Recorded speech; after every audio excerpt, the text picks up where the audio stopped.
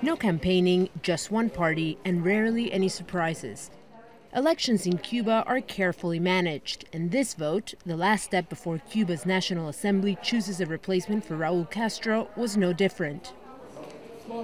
With their ballots, Cubans essentially confirmed the names of 605 assembly delegates, an electoral process that began months ago and will end on April 19th.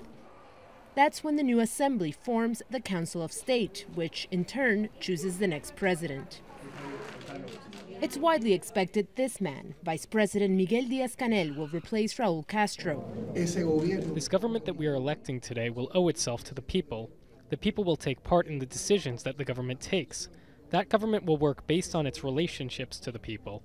And the people can also remove those who don't meet their responsibilities.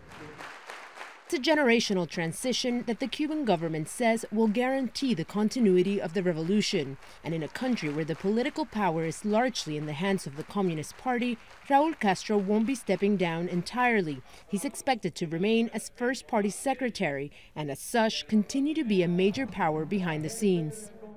There's a palpable sense of resignation in Cuba about who the next president will be.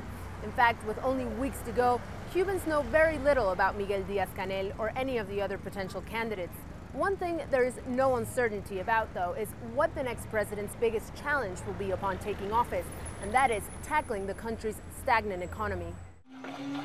Over the last decade, Cuba has made efforts to modernize its economy, most notably allowing some private businesses to operate. But many here feel they have fallen short of what's needed to improve quality of life on the island.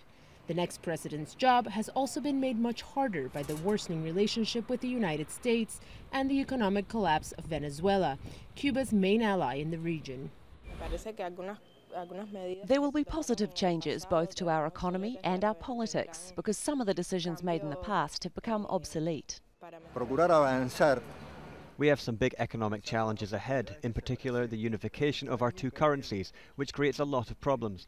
But we trust those people in this new government will be able to find the best way forward without ever compromising our peace and freedom. Whoever's the next leader will find it tough to replace these historically recognized figures. But despite the challenges ahead, many Cubans are hoping this is a moment their government can capitalize on for lasting economic reform. Julia Galiano, Al Jazeera, Havana.